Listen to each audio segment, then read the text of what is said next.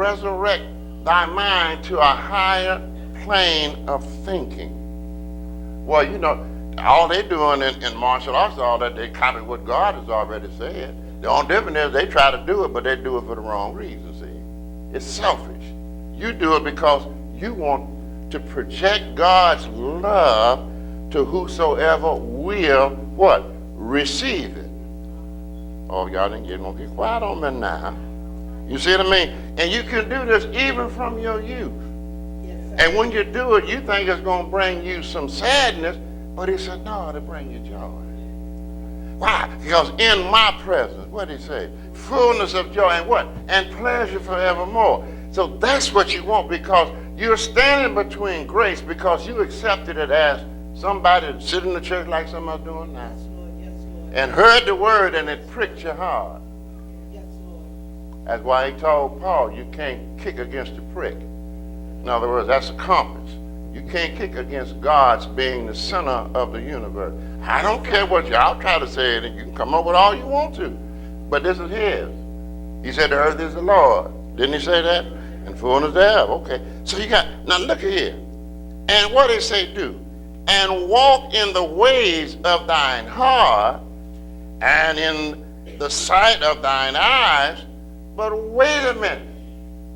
But know thou that for all these things God will bring thee into judgment. Do you see the difference? In other words, when you try to do your own thing, how many of y'all remember when you were young and tried to do your own thing? Did it always bring some goodness? I don't think so. You got in a little trouble. So what God's saying, that you don't have to do that. I've laid it down in my word. I keep telling my babies, if you would read these 2 verses before you go to school, you'd never get in trouble and you'd pass every course. Psalm 119, 9 and 99. You can't miss. If you would really do that. Even if you don't read it, have it in your heart. Because you would have had the word in your heart anyways. Anybody know what the Lord said? Okay, I'm going to leave that alone now. Let's keep going.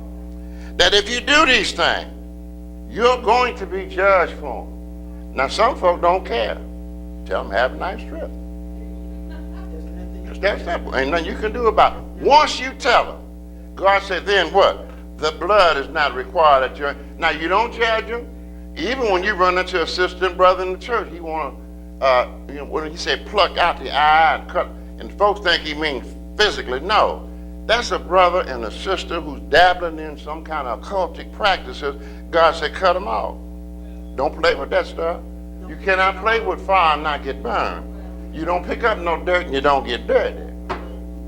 It's simple stuff. But now, don't treat them as an infidel. You mark them, be praying for them, but you don't have anything to do with them. But you never lose sight of the fact that that's your brother or that's your sister. One thing, there's no distance in prayer, and God can move, because the same grace that got you standing between grace and spiritual maturity, or to be with the Lord. You see, someday everybody's going to laugh and do something now. It says in the word that absent from the body is to be present with the Lord. Count the words up. How many of them?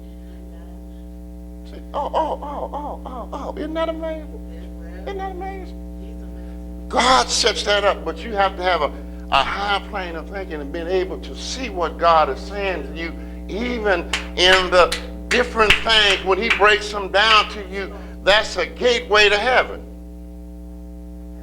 Oh, glory. No, all right, now, let's go somewhere. We're talking about new beginnings. One of the most explicit new beginnings happened in John 4. And see, Jesus is not asking you to do something that he hasn't already done. Now, you have to understand this. We're going to the 4th verse. You got to understand this now. Samaria would be, this where a lot of racism was in there.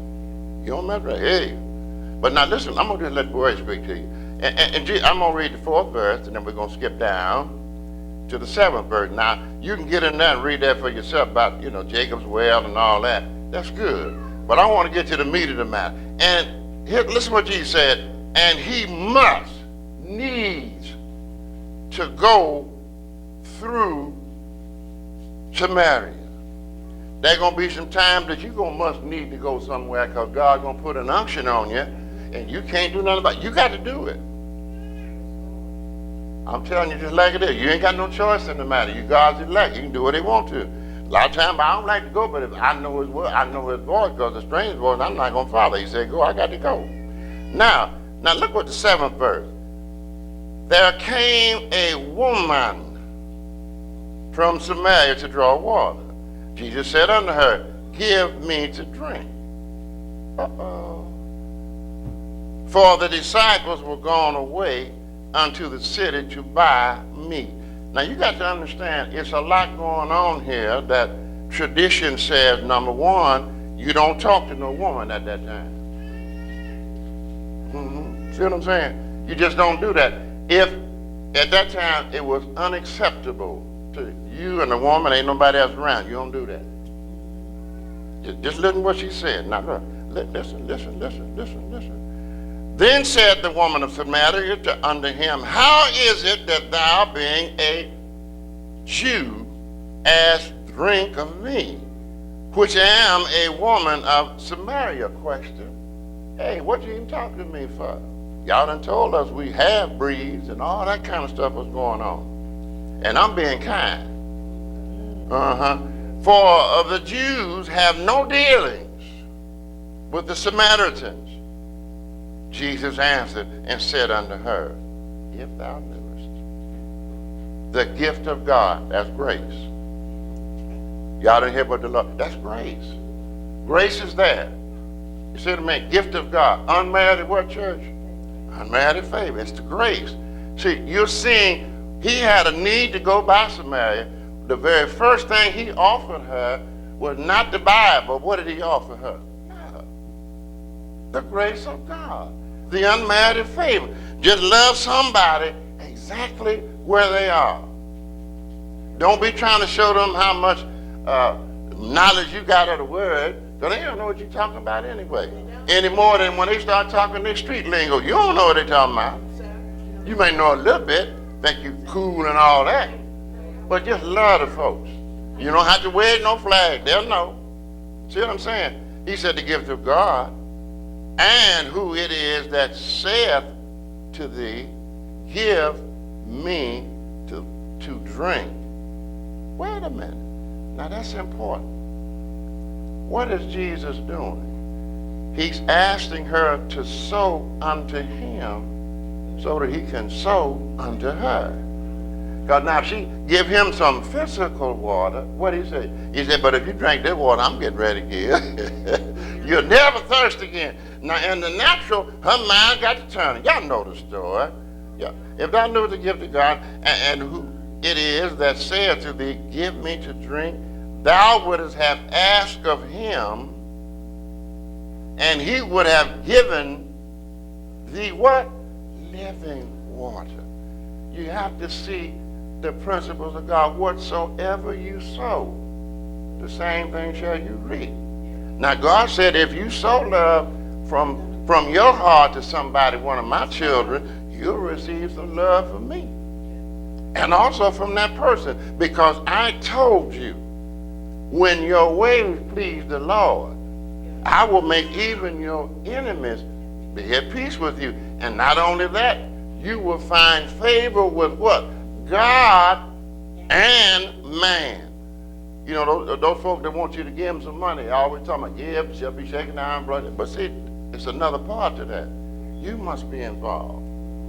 Not always about money. If that's all they talk about, that's what they want. God said, I want you to understand you have a mission. That is to cast your bread unequivocally. You're not concerned about whether they're going to receive it. If God opened that door, don't overload their donkey now. Don't just throw everything at them, but give them just common sense stuff that you know yourself that works for you. God will hear that. How are you not going to hear me? Well, what about hey, he said, come as you. I don't have no hat, I don't have. That's all tradition. That's not what the words say. You ought to know God said, come as you are. Just simple stuff like that. And begin to let them know you love them, not because You don't put your love on no conditional statement. You got to have a hat, coat, and have this, that, and other. Got to smoke, not smoke, and all. No, you ain't God. Let them come just like they are.